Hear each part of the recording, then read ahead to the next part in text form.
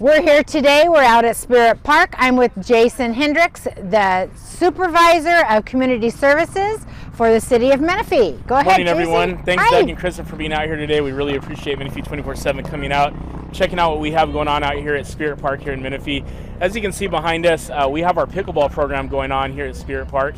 Every Monday, Wednesday, and Friday morning, the pickleball group comes out here and plays from 8 a.m. to 11 a.m. Put my shades on. And they have a great time. It's a really great sport. It's a huge growing sport.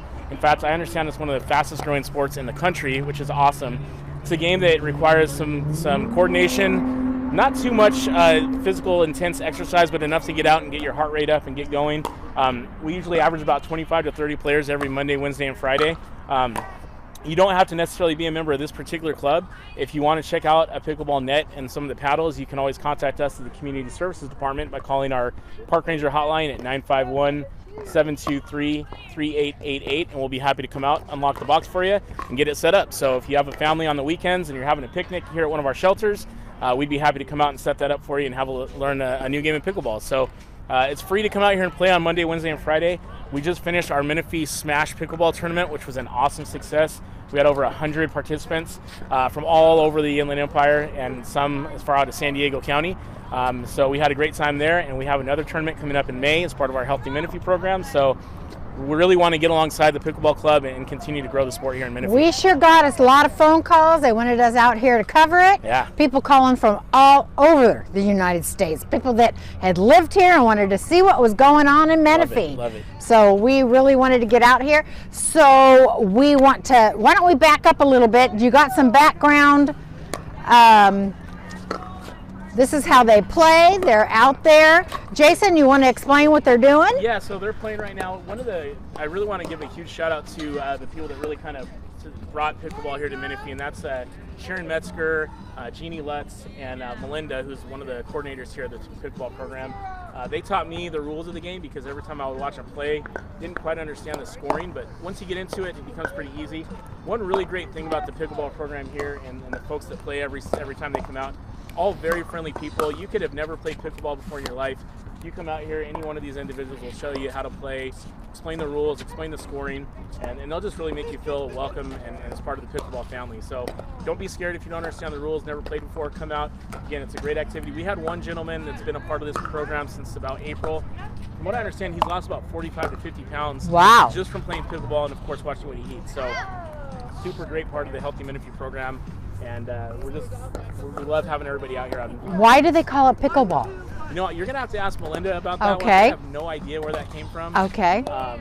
But it's a variation, I guess you could say. It's almost like a standing ping pong game. Oh! Played on a modified tennis court. So as you can see, you can actually fit a total of 4 pickleball courts on one tennis court. Wow. So we can get a bunch of people playing at one time. You know, if you have a chance to come out for the tournament that we have in May, you'll see this entire court filled with pickleball players. Okay. Now you mentioned that there's a pickleball club. Yes. Okay, and does it cost to join the club? No, everything is totally free with the pickleball club. They just call it the pickleball club because they're kind of the group that brought it out of the shadows, if you will, and kind of introduced it to everybody. Okay. It's a core group of probably about 10 to 15 ladies and gentlemen who really brought it to us and said, hey, we need to check this program out. And the city saw the popularity and really wanted to get behind it. And then it just kept growing. There's also a program over at Aldergate Park. I know they also play at Marion Ashley occasionally as well. Wow. Over in, Wheatfield Park. So it's all over Menifee, and other surrounding cities are playing. I know City of Riverside has a tournament coming up. So again, the popularity is growing. And the great thing about it too, Kristen, is you can really start playing for very little. I actually just bought my first paddle on Amazon for I think $50 or so. But you can find paddles for as low as $20. The balls are very cheap, and really all you need is a pair of tennis shoes and some shorts to work out in. Wow, sounds like a great thing. Okay. Yeah, we love it. We're here with Rosie Roper. She's a district ambassador for pickleball for the Inland Empire. So, Rosie, one of the most popular questions is, why do we actually call this game pickleball? 55 or 55 plus years ago, when this game was invented, Bob and his cohorts from New York were in on Bainbridge Island, and the kids were getting bored. So he went to his workshop and he cut out a facsimile of what we call now a paddle on plywood, gave the kids a wiffle ball, which is what you play with t-ball. Told the kids, brought a net out, which was their badminton net, dropped it and said, create a game. They started playing. They didn't have any fencing around. They had a dog. This is the myth. The dog name was Pickles. And he would go and fetch the balls, pretty much, or he would take the ball and run with it. So that's the name pickleball. I like it. All right. So that's the myth, okay? Also, so who can play pickleball? I mean, I know that sometimes people associate the game with more of a senior activity or a later in their life type activity. Who's really your pickleball core group of players? Okay. Originally, this game was started by the seniors in RV parks. I can't remember her last name, but Jessie is the queen of pickleball. She was an RVer that started from up north and worked her way all through the states, pretty much the coastal, and then before you knew it, it was over in Florida. Originally, yes, it was invented or played by seniors who were aging, who didn't want a sport like tennis where they could get hurt. They wanted to preserve whatever they had left, and their pickleball was their key. Not too much running, half a tennis court, the ball was not very bouncy, and they could cover the court. That's originally how it started. We are now internationally known. We are in 13 countries all over the world. Everybody plays it. Our youngest player that we have here in California, Southern California, was at that time 7 years old. Wow. He's out of Tustin. In fact, he just won a silver medal this weekend in the Tustin Winter Games. All right, Rosie, why don't you give us an idea? I know the scoring and point system is a little bit different. The rules are a little different. So can you kind of explain how to score and keep score and everything? In this game, the server is the only one that can score a point. When you play doubles, each person, aside from the beginning of the game, each one gets to serve each round until there is a side out when they switch over. This particular game is being played to 11, win by 2 normally. Okay?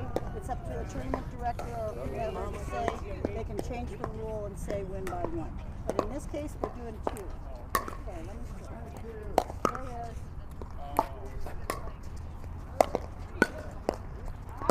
Okay. Oh no, it's a side out. Now, how about the way you say the score? I know that's a little bit unique. Can you talk about that a little? First, it will be the serving score first, and then the receiver. And then whichever server is 1 or 2 will be the third number that I'll call. And then how about the kitchen? Why don't you talk a little bit about what the kitchen is? The 7 feet from the net to this line right here is the no volley zone. They are not allowed to cross it unless the ball bounces in the no volley zone first. They can step into the no volley. Oh, here comes the ball. Other than that, they cannot step in there. It would be considered a football. Okay, what's the score? Score is 1-4-1. He's the first server. They have 4. They have 1.